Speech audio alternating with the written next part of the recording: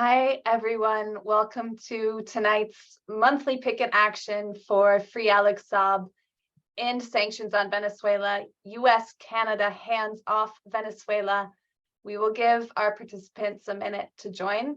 Thank you for coming tonight.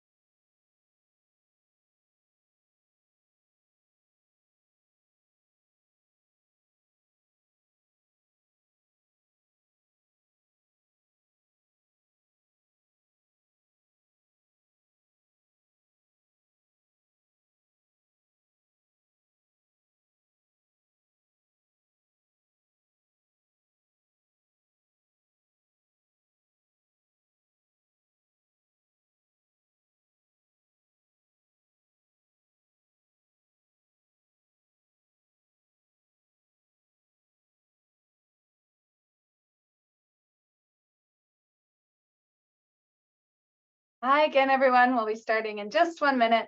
Welcome.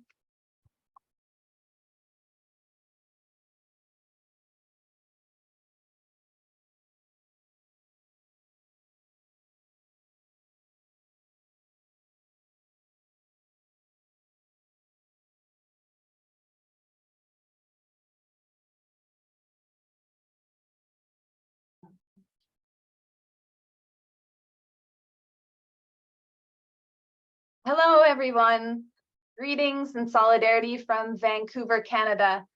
This is Allison Bodine. I am the chair of tonight's 32nd monthly consecutive picket action demanding free Alex Saab, U.S. or political prisoner and held in the United States, Venezuelan diplomat Alex Saab, U.S., Canada, hands off Venezuela.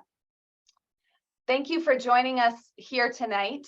I am the coordinator of the Fire This Time Movement for Social Justice Venezuela Solidarity Campaign, as well as author of the book Revolution and Counter-Revolution in Venezuela from Battle of Ideas Press. And it is my honor to be with you all here tonight, gathered from the United States, Canada, Venezuela, and around the world, to hear from an excellent dynamic panel of speakers about urgent cases for social justice, for us as peace-loving people to support and to work for, to hopefully work together to build a stronger and more united movement in solidarity with Venezuela and for freedom for Alex Saab. Tonight's picket is being broadcast from here in Vancouver, British Columbia, Canada, the traditional and unceded territories of the Tsleil-Waututh, Musqueam, and Squamish Coast Salish nations. I encourage people, as many are doing already, to post in the chat where you're joining the picket from today, and feel free to post in English or Spanish.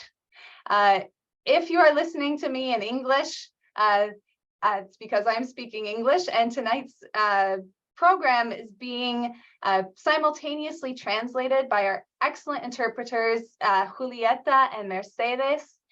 And in order to access the English or Spanish channel in the interpretation system, you go to the bottom of your screen or under the 3 dots on your phone or tablet. And under there, there should be a globe icon. And under that icon, you can choose whether to listen to tonight's program in English or in Spanish. There's also an option there that says mute original audio, and I suggest you use that. There's more information in the chat about the interpretation system. The picket action, which I said is the 32nd monthly, is organized by the Venezuela Peace Committee in Winnipeg, Fire This Time Movement for Social Justice Venezuela Solidarity Campaign, and Just Peace Advocates.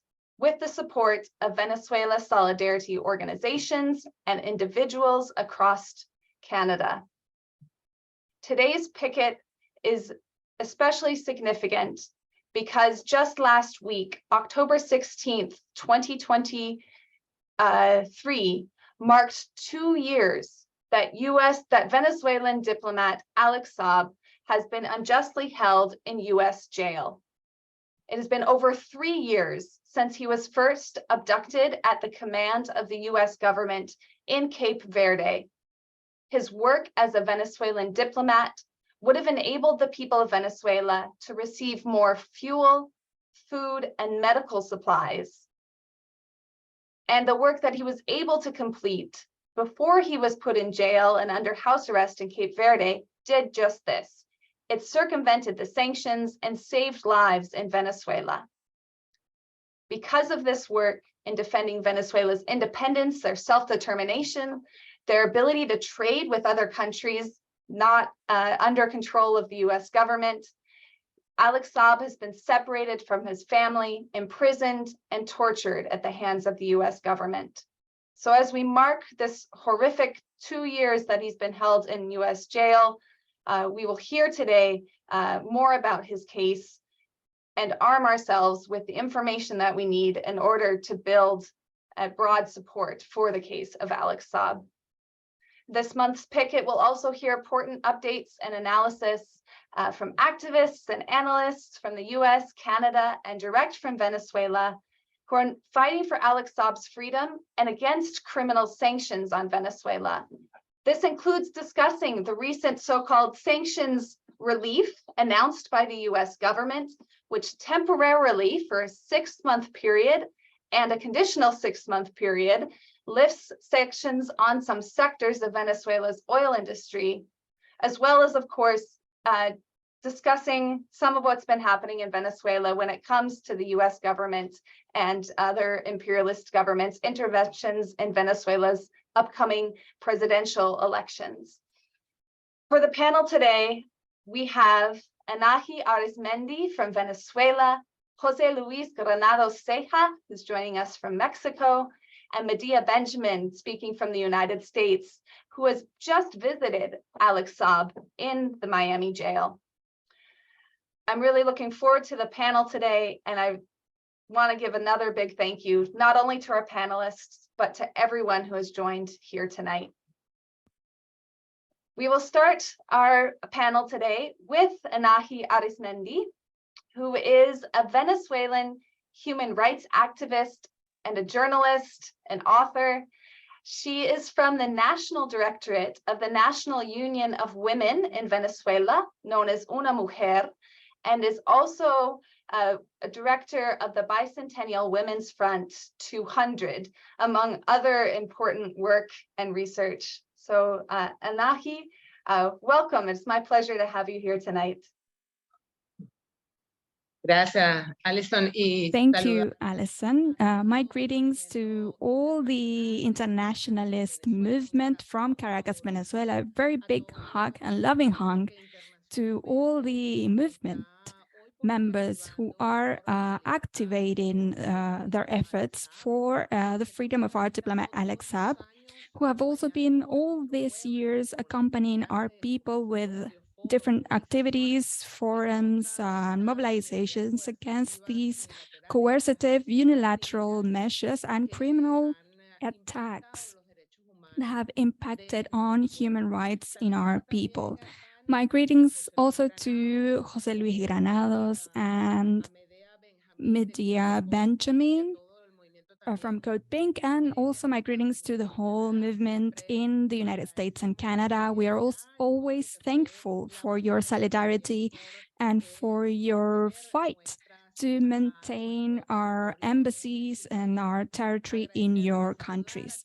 Also, I wanted to greet all the team members from Mexico and alternative media who are here, and a very warm hug from UNAMUJER, Venezuelan women, and all its member organizations. It's women who are in the avant-garde of the Bolivarian revolution here. And here women are also in the front line of all the struggles for peace and struggles against injustice,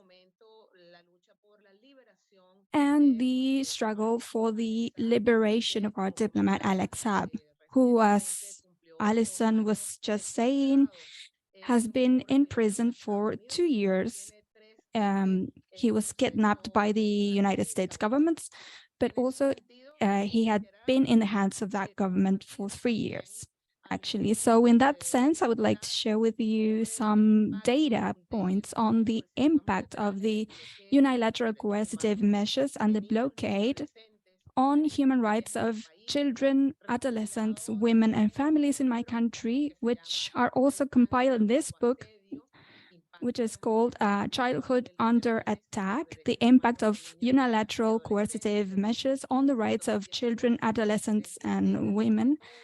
That is from 2015, Obama's decree, to 2019, where we see the strategy of the United States with Juan Guaido. So I would like to share some data so that you can understand the dimension, the size, and what the liberation of Alex Saab means, and the solidarity role of that man that has never given up, that has been submitted to all sorts of torture, and who has played an important role in bringing food and medicine to our people.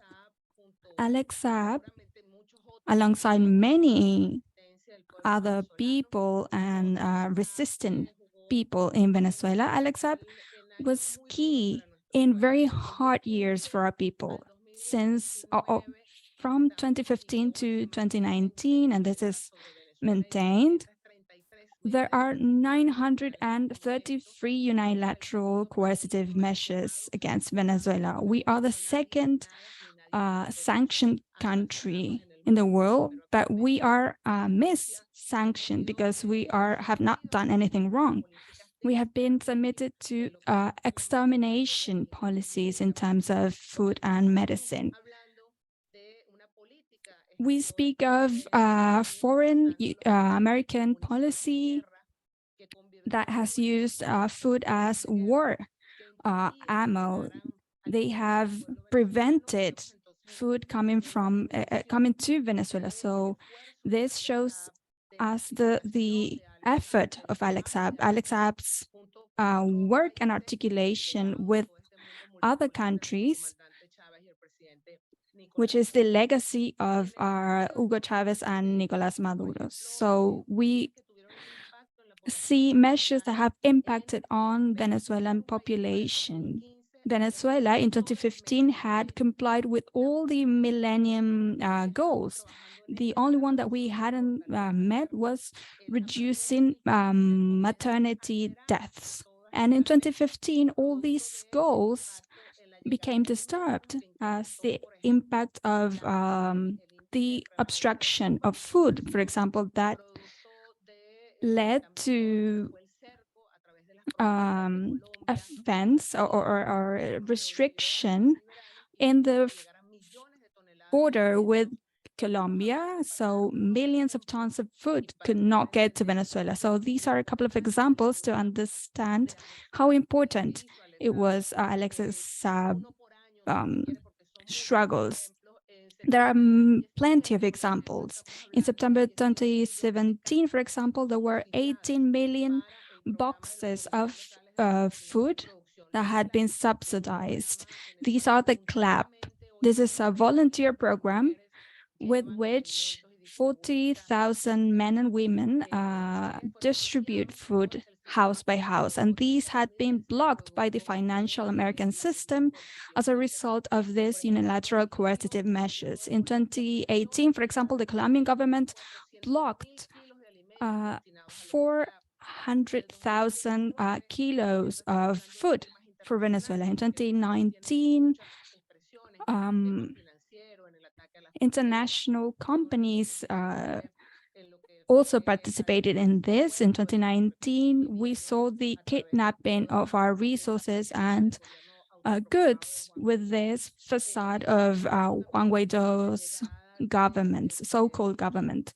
And this impacted on the arrival of pork meat, which is a typical food for Venezuelans. So many food that were going to be distributed could not cross the border, and that impacted social programs in Venezuela. All this blockade impacted especially our economy, our oil company. In 2019, the revenue were zero as a result of this sabotage, and that impacted on social investment.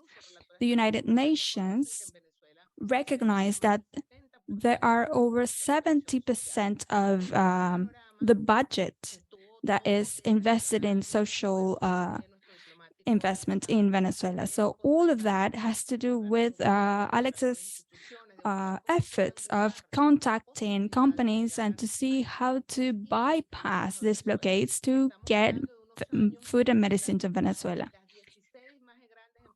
The top 16 pharmaceuticals left the country in those years. So we did not have any medicine, and with the blockade, over 50% of the medicine that were distributed for free in the country, especially targeted at chronic diseases, could not get here. So this is related to the solidarity of Alex Saab. This is why our diplomat is undoubtedly a trophy of the American government.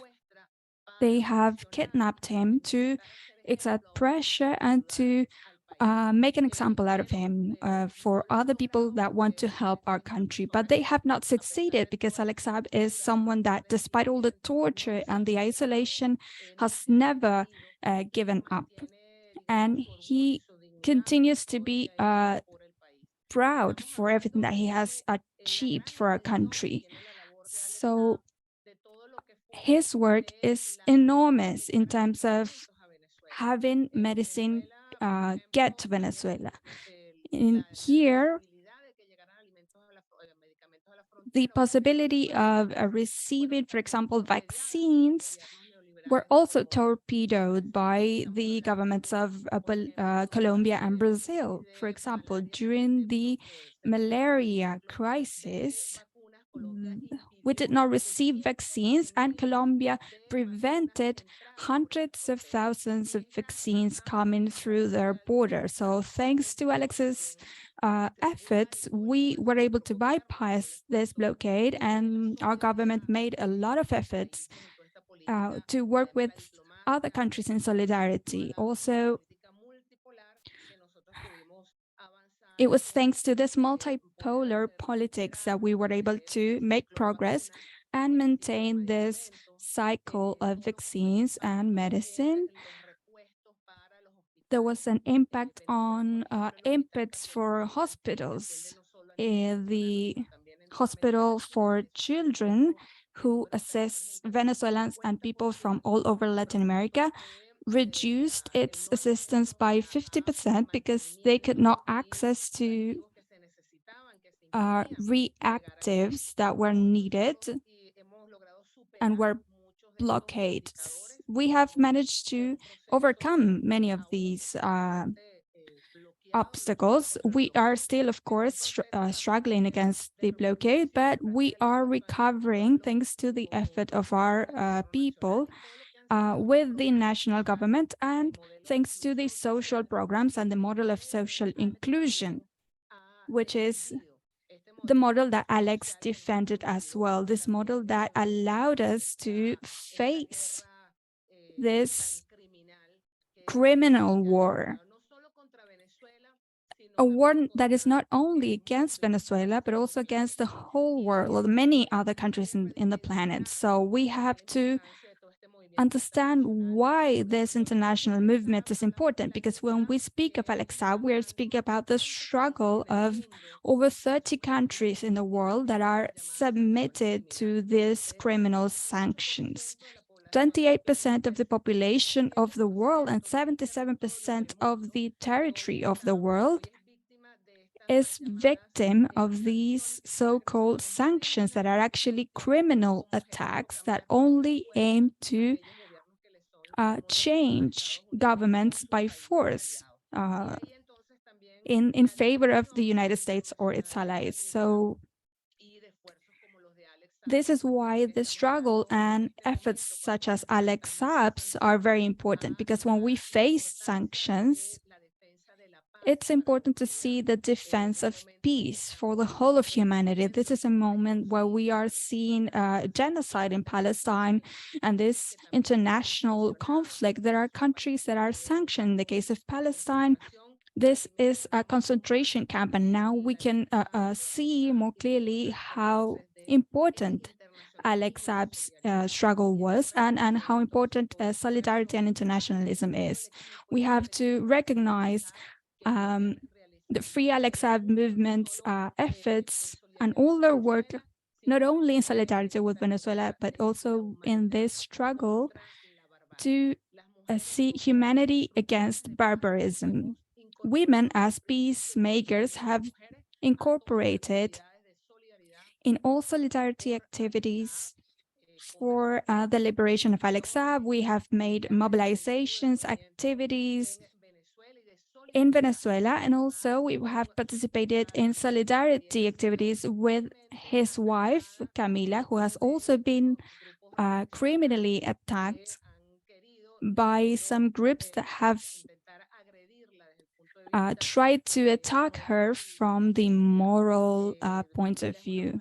Camila is a very strong woman. She's a fighter, and she receives all the solidarity of the women's movement. So this is a struggle that is global.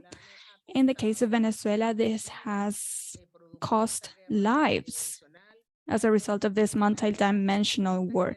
Even though these are fifth-generation wars, that does not mean that they do not result in death. So thanks to Alex Saab's efforts, many people were able to save themselves. Many people were able to receive assistance in the face of this attack that was made on the Venezuelan people. The people with resistance and organization, love, and deep solidarity was able to make progress in the face of all these criminal attacks, with Chavez in our hearts and also in support of our brother, President Nicolas Maduro. At this moment, we are struggling with all our strengths with someone who really make a bet on Venezuela. We are seeing children, families who were not able to receive vaccines in time, or were not able to receive enough food as a result of this criminal war. These measures not only impact the present, but also the future, because a child that does not receive a vaccine or sufficient food can have their development affected. So this is why we say that these measures are a threat for the application of the International Children's Rights Act and for the compliance with the Millennium Goals. So this is why we say that this struggle is important. We see the whole suffering by the Venezuelan people while they have responded with organization. We have to see how important this struggle is now that we are fighting with many others to support our peoples in the world. So thank you all so much for your infinite solidarity with our people. We want to encourage you to continue committing with the liberation of our diplomat Alex Saab, who has been unjustly kidnapped and who is a symbol of this struggle of humanity against barbarism. Thank you so much. Free Alex Saab. Thank you, ANAHÍ, for that overview of the horrible impact of sanctions on Venezuela, and for sharing with us your book, Childhood Under Attack. I hope that the next time that I'm in Venezuela, I can get a copy of your book. I will be very glad to, and we can Te share lo it voy a here. mandar digital, Alison. Ah, Se qué me olvidó bueno. decirle I'm going to send you the book, the Thank you. digital version of the Thank book, you. so that you can distribute it to everybody all over and to all countries. Excellent, thank you. And also, yes, an important reminder of on the ground what the impact of sanctions have been, which have been part of Venezuela's reality really since Venezuela decided to chart their own independent path of self-determination. Venezuelans took their government into their own hands. But since then, and strongly since Obama in 2015, we understand just how deeply and profoundly these sanctions have impacted everyday life, coming not only from the United States, but also from Canada here.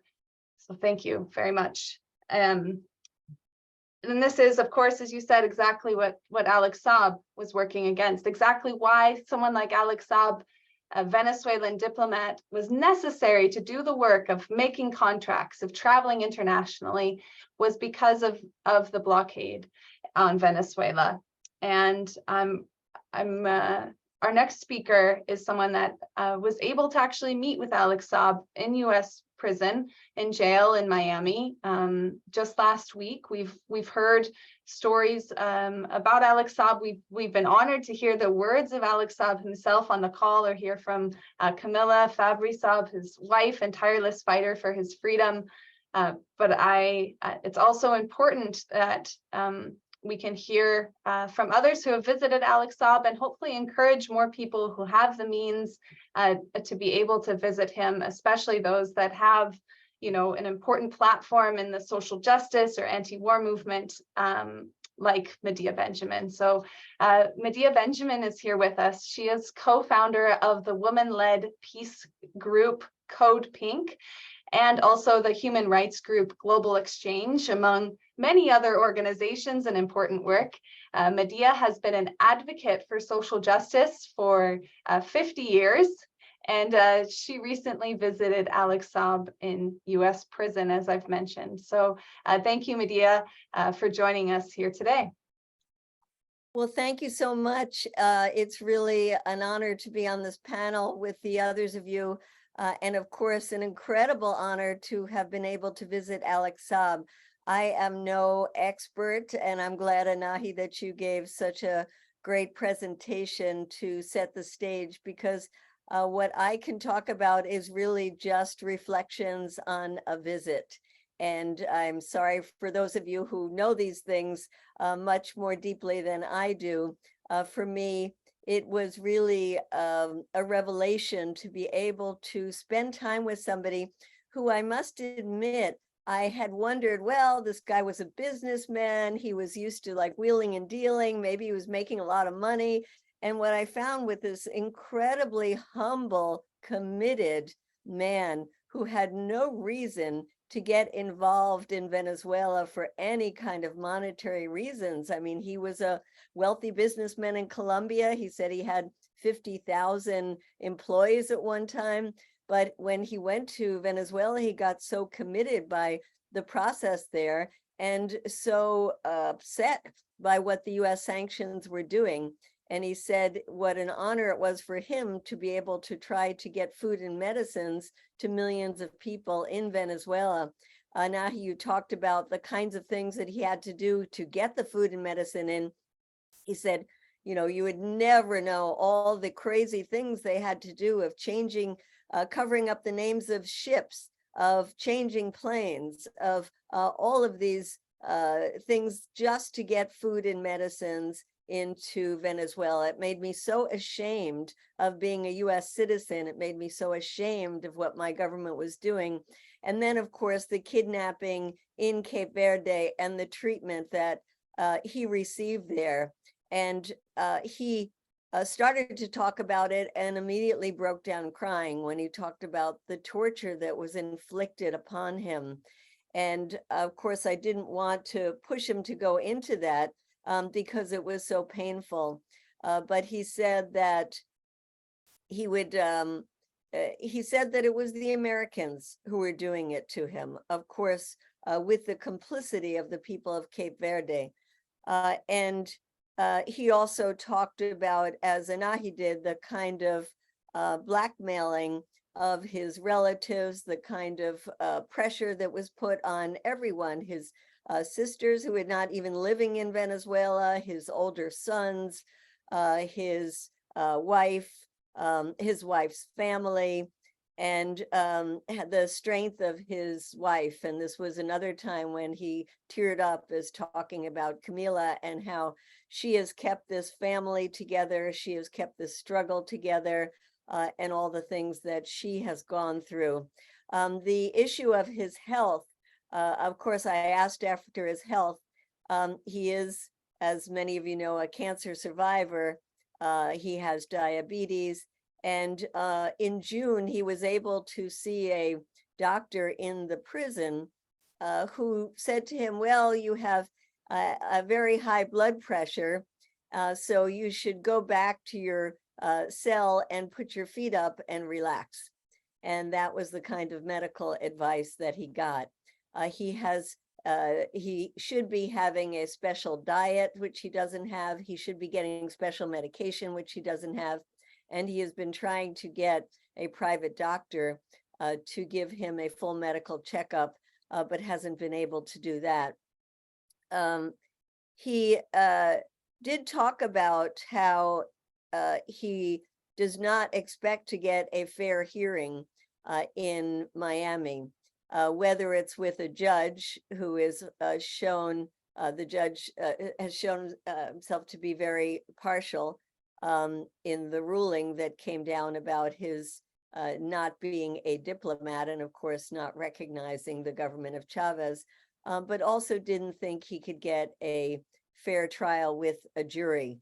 And certainly we know what the political situation is like in Miami, and it's the worst place in the United States to be facing the criminal, quote, justice system. In fact, we laughed about the irony that Juan Guaido is free and teaching as a professor there in Miami, where the person, Alex Saab, who tried to feed people and help the Venezuelan people, is behind bars.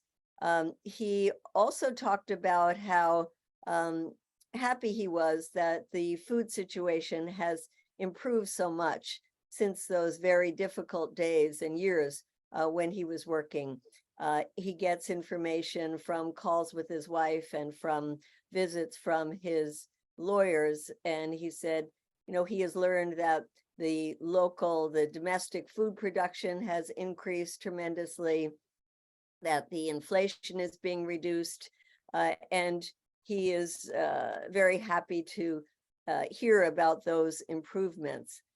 He was also happy to hear about the very limited but important concessions that the US government has recently made, and hopes that will have a positive impact on the well-being of the Venezuelan people.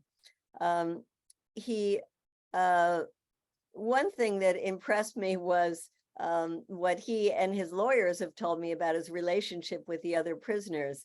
And you could see that he is indeed a diplomat, even in prison, because he has played a kind of mediating role between different parties in the prison. I asked him, aren't you targeted for your political beliefs when there are right-wing Cubans who are in the prison, Venezuelans? And he says, no, the contrary. They look to me for advice. And he said that a number of the Venezuelans who are there, and this is true of the Cubans, you know, come to the United States with the idea that they will be able to realize the American dream, and how it quickly turns into a nightmare for them.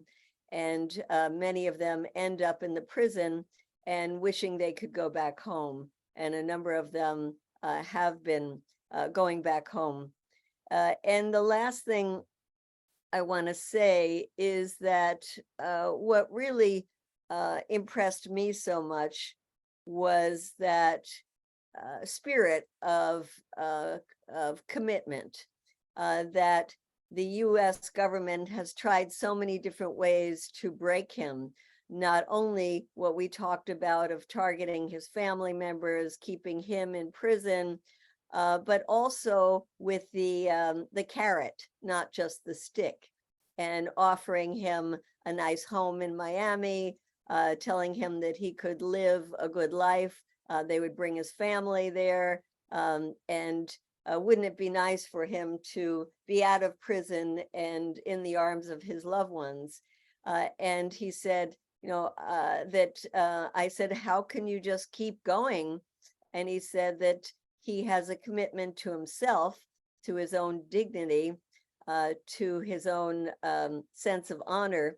But of course, his biggest commitment is to the Venezuelan people. And it was great to see him so firm and his head held so high in the midst of this tragic situation that he is in.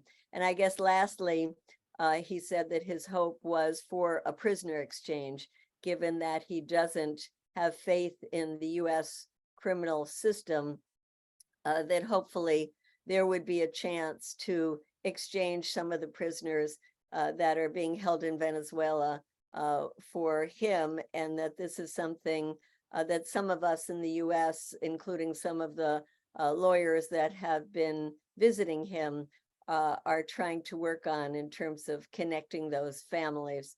So that's all I have to report. And again, thank you for giving me the opportunity. And I am totally committed now to doing as much as I can to join with all of you to free Alex Saab. Thank you, Medea, for that firsthand report. I can hear in your voice what an experience it was, and I know how important it was for Alex Saab to have a visitor to be able to convey his experiences and have someone that can tell us how he's doing. For sure, we understand through his writing and other reports of his commitment within a jail to continue the struggle for his freedom and continue to be a voice that says, I was defending Venezuela's independence and self-determination. I was saving lives. I am unjustly held, and I am innocent of these trumped up charges from the US government. So of course, we also don't think that there will be justice found in the US's courts. Recently, of course, important to remind folks that they postponed yet again Alex Saab's next hearing to June of 2024. So he's really being held in this really unknown state, again, able to receive some visits, but not able to receive, consular visits from Venezuelan diplomatic staff, not able to get proper medical care, a real evaluation of his cancer progression and how his health is. It's absurd, to say the least, as you've said, that he was told to put his feet up to deal with blood pressure is absolutely disgusting. So I think that it's very we just appreciate your time and being here and helping us really expand and grow the campaign for his freedom. Thank you, Medea. You're on mute, but I think you're saying goodbye. So I that's said, okay thank you too. so much, and sorry I have to leave you. Best Of course, all. yes, thank you. Bye-bye. I also wanted to take this opportunity to remind folks about the Free Alex Saab postcard campaign. There's been a few messages about it in the chat as well.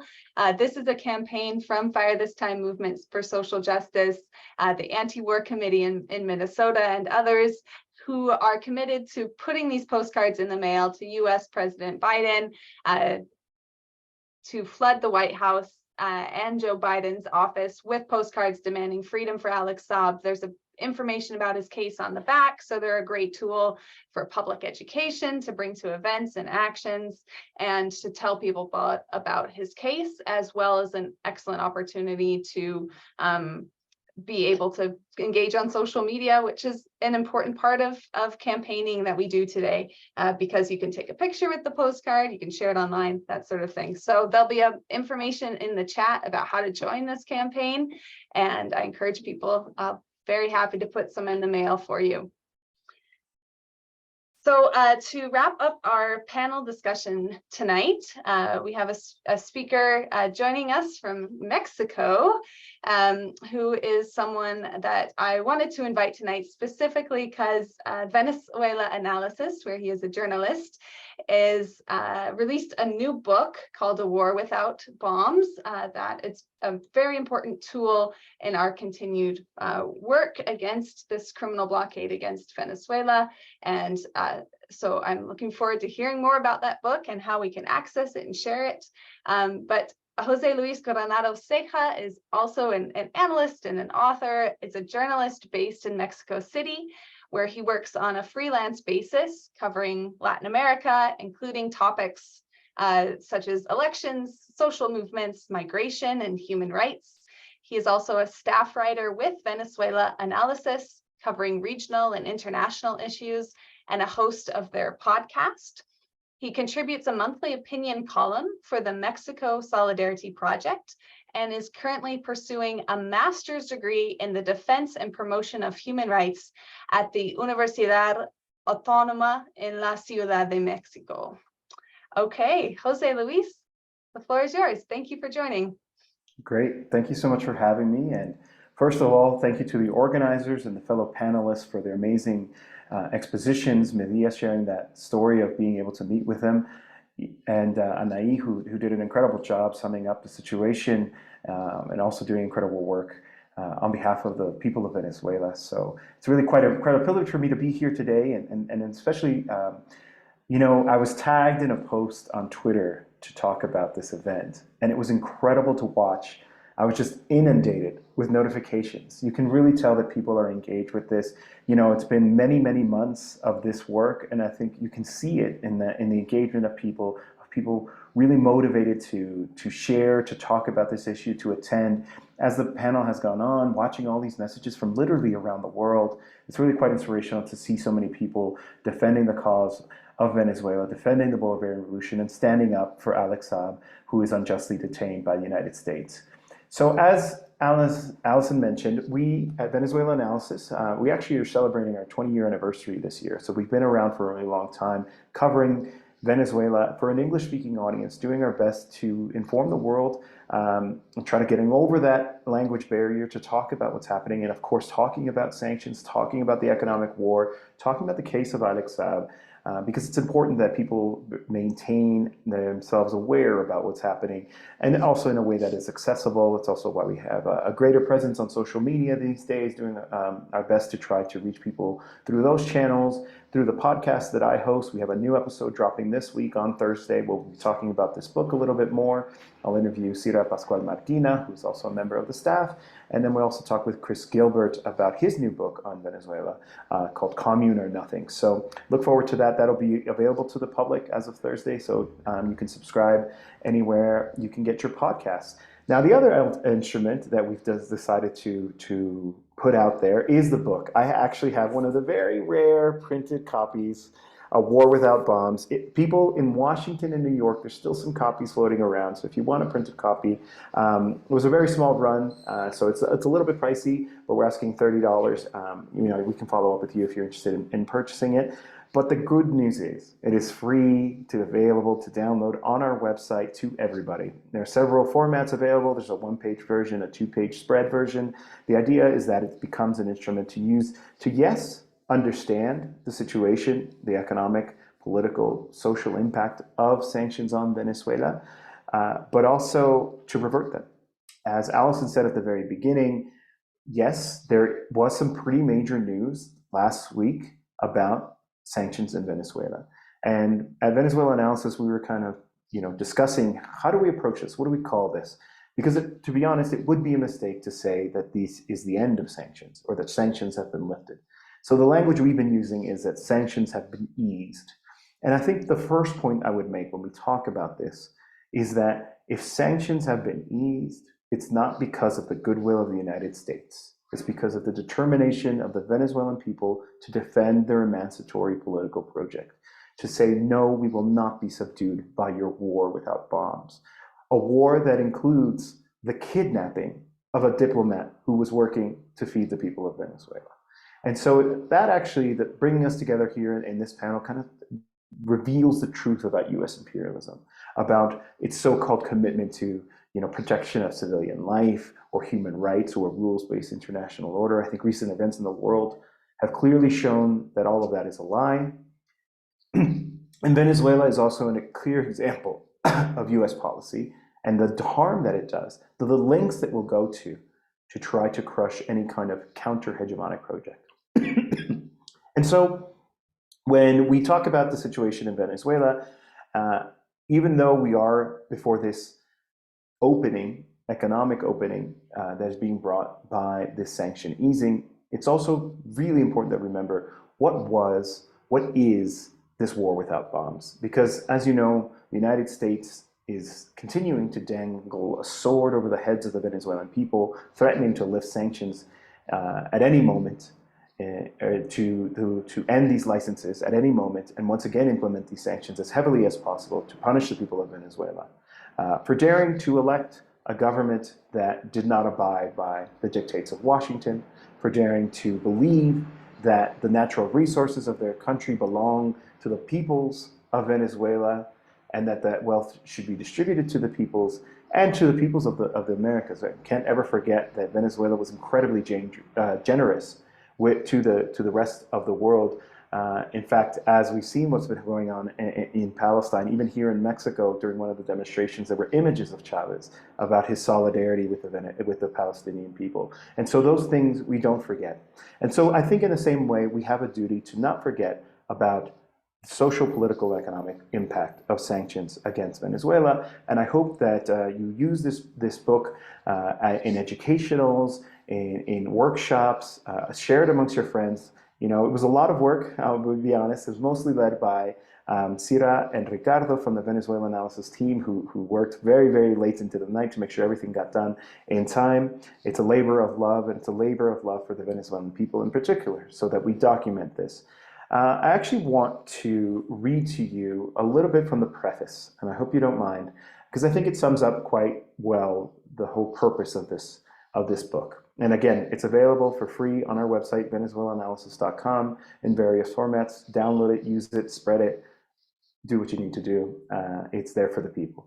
So, reading from the preface here, quote, "Ever since the election of Hugo Chavez, Washington has been trying to overthrow the Bolivarian Revolution. In recent years, regime change efforts have mostly relied on an all-out economic war against Venezuela with a weapon of choice: unilateral coercive measures, commonly known as sanctions. While Venezuela has hosted 28 elections since 1998, US officials allege that the sanctions were in place to, quote, restore democracy, end quote, in the Caribbean nation. A war without bombs, the social, political, and economic impact of sanctions against Venezuela aims to provide Venezuelanalysis readers, internationalists, activists, and people committed to social justice with the tools to understand and collectively revert the devastating impact of the blockade on the people of Venezuela. This publication is divided into 3 sections. In the first part, we bring you articles and infographics that expose the mechanics of coercive measures, delve into their real-life impact, and examine the mass media discourse that legitimizes these deadly practices. The following section features interviews with 3 experts who talk about the political, economic, and social impact of the sanctions regime imposed on Venezuela from a geopolitical perspective. In the last section of this primer, we bring you 2 selections from VA's Communal and Working Class Resistance series. This collection of testimonies looks to unveil the impact of the US blockade on grassroots organizations, from communes to worker-run factories. And it shows that, rain or shine, many in Venezuela are as committed as ever to building a post-capitalist society. So that, in very brief, is a little bit of what the book is. It has lots of existing content that you can find on the website, but also original content. Each member of the team submitted a chapter introducing each section. And it's a little tough with the webcam, but you can see we have our infographics as well, featuring the content that we've published over the years, some new graphics. I do also want to highlight the role of utopics which helped us with the design. They're super talented, really, really fantastic comrades as well who are doing this work, yes, because they're talented, but also because they're committed, because they believe in using their skills to help distribute these ideas to the population. Beyond that, like I said, please use the material as much as you can, as much as you are able to do in terms of getting that information out. I think particularly with this recent news that happened as a result of some negotiations with the political hardline opposition in Venezuela, we're going to see a shift in rhetoric. There's going to be this effort to try to pretend like the US did not engage in a years-long war without bombs to punish the people of Venezuela. They're going to try to make it seem like the economic situation in the country, which is likely going to see, if they remain lifted in that sense, if they remain suspended, pretty rapid. And so I suspect there's going to be this effort to try to portray the situation as being the doing of those bad socialist leaders in South America, those caudillos, those authoritarians. And I think it's always important to remember that the people who go on television and talk about human rights and a rules-based international order are the same people who did this to the people of Venezuela for all the reasons we described above. And in particular, because we're here today to talk about the situation of Alex Saab, that we're willing to go to these lengths to take, as we heard so eloquently, somebody who was just convinced by the people of Venezuela, as I was. Just as a personal aside, the reason I'm a Venezuela solidarity activist was because in 2005, I went to the World Festival of Youth and Students, and I met an incredible community of people who were deeply committed to political transformation, who showed me that political work from below, organizing the people, the masses, the working class, the campesinos, the informal sector, into a political struggle can deliver real results for people. And when the United States, the politicians there in Washington saw that, they decided they wanted to crush it. And to go to the lengths, as we said, to kidnap a diplomat who was only interested in working to attend to the humanitarian crisis produced by the US regime change operations inside of the country. I thought it was particularly moving to hear the way that he's very much personally affected emotionally, physically, as a result of this kidnapping by the United States government, this refusal to recognize his diplomatic credentials, this idea that some random person in a plaza can raise his hand and call himself president, and people in Washington will pretend like that's the case. All of that obeys an imperialist logic, a neo-colonial logic of a government, no matter who's in charge, Democrats or Republicans, that are insistent on maintaining their hegemony in the world by any means necessary, including violence against the people and the disrespect of a man, like we said, who's committed to try to alleviate the situation and paying a very high price. And so, again, reading the chat, seeing the enthusiasm of the people, I'm sure he is heartened by that. I know that the Venezuelan people are heartened by the support. International solidarity has played a really critical role in also standing up to US imperialism, and something that we have to do. And I'll close on this. I was actually recently in the United States. I did a speaking tour to talk about this book and then the situation in Mexico. A lot of what they're doing to Venezuela, looks like they're trying to do to Mexico. This is how US imperialism operates. It is a declining empire who's seeking to reassert its hegemony through violence, through the use of force, through undermining elections. And so we have a really important duty as internationalists. It's a term we should wear with pride, that clearly everybody here is duly representing in order to resist empire from within the belly of the beast, from our countries of origin, from our homes as well, because the truth is only that way will we be able to get free and defeat our collective adversaries. And I think seeing everything tonight shows that we are successful in uniting our struggles. Again, I want to extend a thanks to the organizers for putting us together, having all these people tune in today. That too is a product of all your consistent hard work, and also the fellow panelists who did such a good job speaking about the situation in Venezuela and what Alex Saab is facing. So again, Venezuelanalysis.com, A War Without Bombs, free. It's a PDF. If you want to buy it, you can find it in a handful of places in Washington and in New York. But maybe we'll do another tour. Maybe we'll have a chance to meet in person again, because I think it's important. It goes a long way. It means a lot to be able to have a conversation like this, via Zoom and also in person. So thanks again. Que viva la revolución. Que viva. Thank you, Jose Luis. Yes, I would, of course, very appreciate a Pacific Coast tour that could span some equally important populated areas on the west coast of the continent. Yeah, let's talk. Let's think. We have time. Wanted to thank you for bringing the book, for your podcast. I posted the most recent episode and kind of the Spotify link, but it's pretty easy to find on any app if you search Venezuela Analysis podcast. The last one was challenging the bipartisan imperialist consensus on Venezuela. So I think that's going to be well-timed discussion when it comes to US presidential elections as well. And just to emphasize that we've already really started to hear when it comes to Venezuela's electoral process, the US government has laid down their so-called conditions very predictable. This is only democratic if the person we think should win wins the elections, and that will be parroted definitely from the government of Canada and that of the UK and other US allies. And it's our job to combat those lies. And Venezuela Analysis has been a critical tool in that struggle, and your work as well. So thanks for joining us here today. Yes, let's share the books we've all added to our reading list today with this book and with ANAHÍ's book as well. There's a lot of information out there, but we have to. It takes time to read it and distribute, but it's well worth it. It's important. So that concludes our panel discussion here today.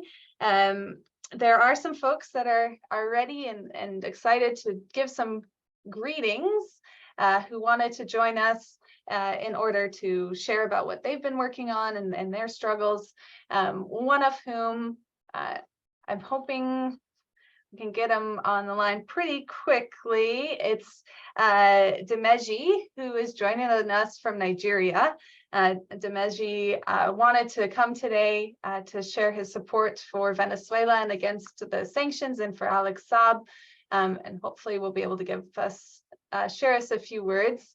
It is a very early morning hour in Nigeria, so he might need a minute to get himself ready, but hopefully we'll have some words from Dimeji in a second.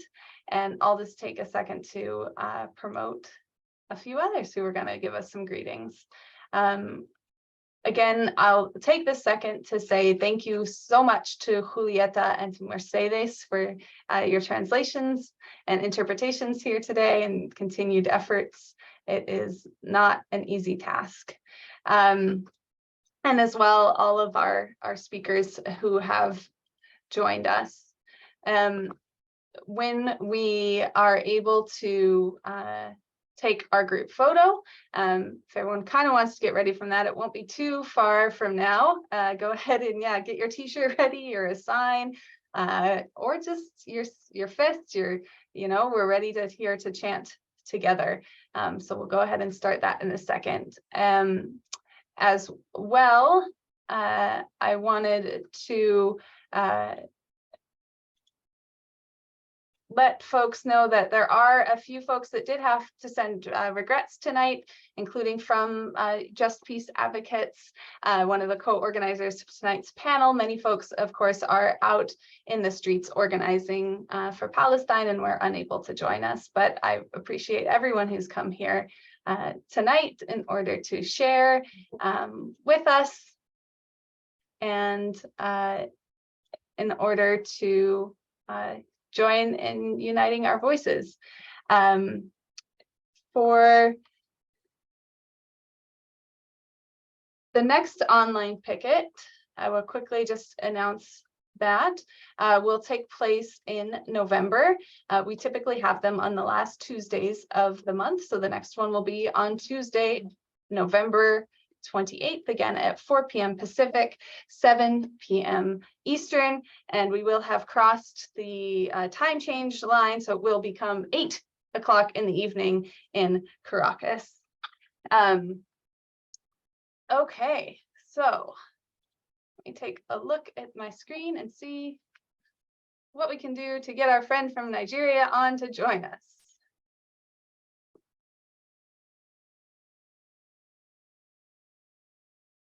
One second, please.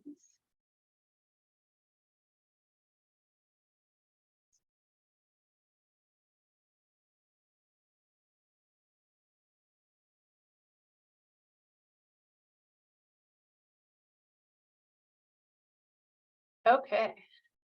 I will start inviting people to join the panel and join our picture.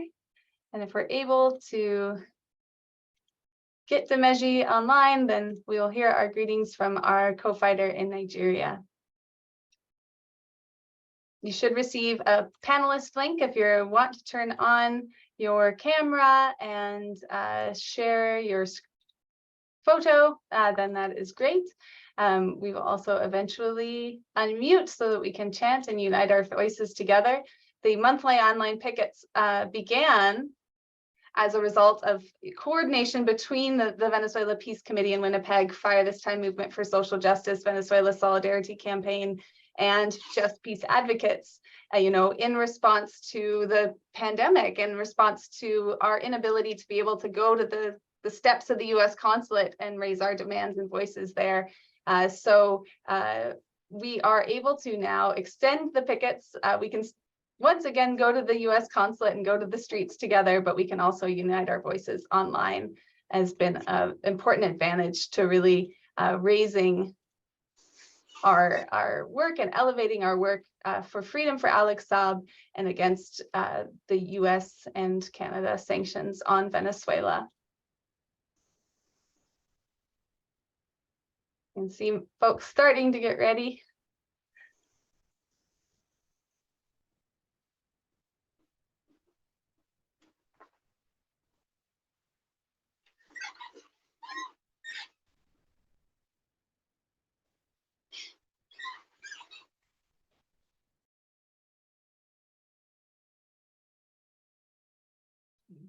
Okay, everyone. So I think we are in touch with our friend from Nigeria, Dimeji, and we'll hopefully have our greetings soon. It is good to start seeing your lovely faces and having you all here gathered tonight. Again, if you've received an invitation, please accept if you would like to be on screen. And if you haven't received one, thank you, Katerina. Yes, let me know in the chat.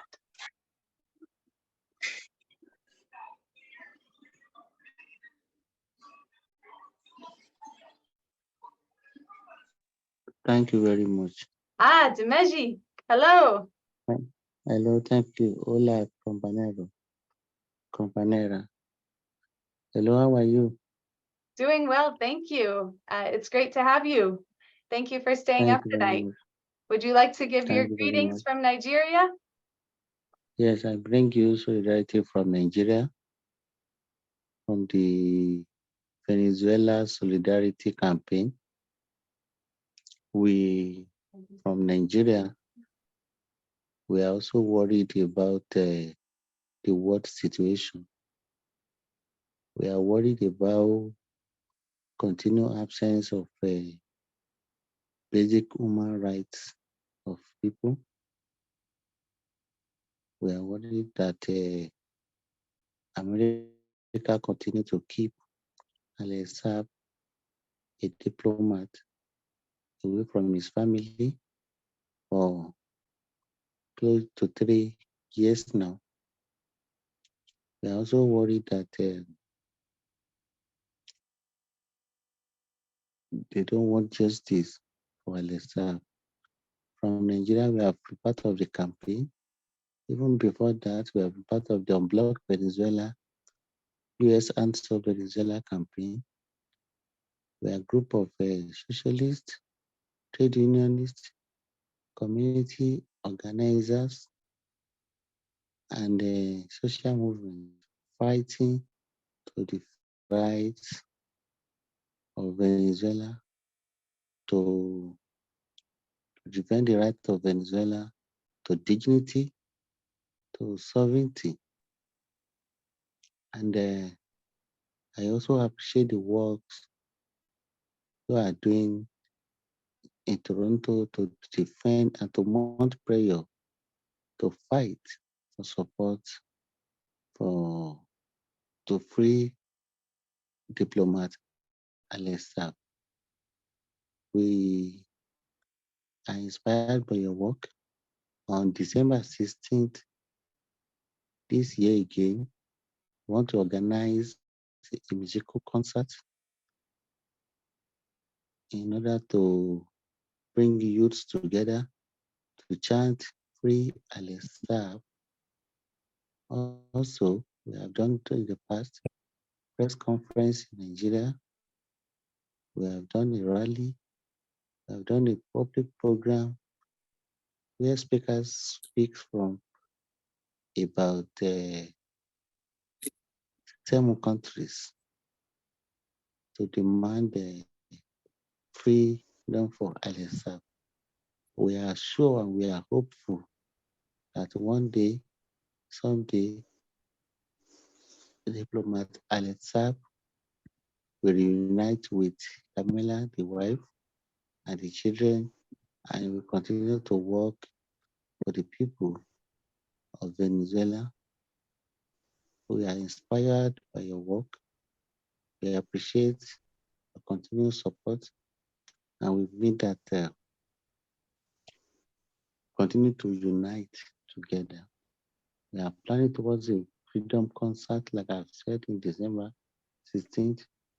I'll continue to carry the organizers of this monthly online rally along. We'll be trying to be part of this meeting for long, but unfortunately, the time zone in Nigeria, this meeting starts 12 midnight Nigerian time. Because of our commitment and our sacrifices, we have to wake up in the midnight to be part of this meeting. So we appreciate and we will continue to fight global capitalism and imperialism. The unity of the oppressed people across the world is very, very important. And what we have displayed with the support to Alex Saab shows that the unity of the people, united can never be defeated. It's a pleasure that we continue to be part of this event. I'll continue to try our best to be part of the movement internationally, fight against global capitalism, to fight against the US, continue attacks on other countries. Thank you very much. Once again, I bring you solidarity from Nigeria. Amandla, away to. Thank you very much. Thank you, Dimeji, for staying up with us tonight to join the picket. We are very grateful to have co-fighters from Nigeria in this struggle in defense of Venezuela's sovereignty and self-determination. And for Alex Saab, it is with a united and broad international movement that we will win. And so thank you so much. I put a photo on the screen while you were talking so folks could get an idea of what you look like, and it was really great to have your words. Thank you so much. So now we will conclude our greetings section of the meeting and go to the photo again. I know many people are already ready. You are excellent, experienced at the group photo, but there are some that I think we're waiting on an invitation. So if you haven't received the invitation to turn on your camera, please raise your hand or put your name in the chat and we'll do that quickly. Otherwise, yes, let's all get ready. Okay, yes, we're still missing some here. 1 second. Here we are.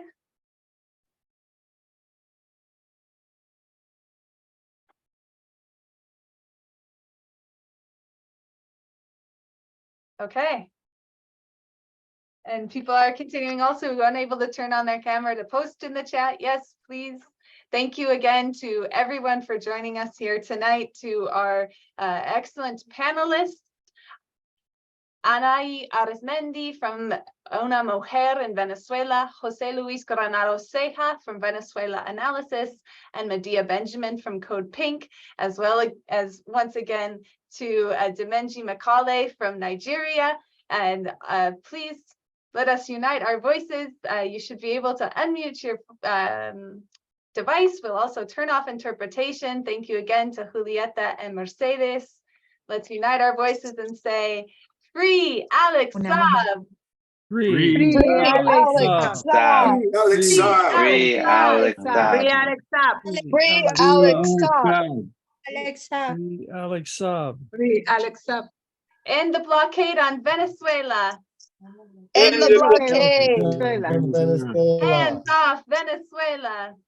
Hands off Venezuela. Hands off Venezuela. All right, everyone. We will Viva see you. Chavez. Viva Viva. Chavez. Viva! Viva. Viva Chavez. Viva. We will see you at the next action, November 28th, to demand free Alex Saab, US, Canada, hands off Venezuela, monthly pickets organized by the Venezuela Peace Committee in Winnipeg, Fire This Type of Movement for Social Justice, and Just Peace Advocates. Free Alex Saab. Free Alex Free Saab. Alex Saab. Good night. Free Alex Saab.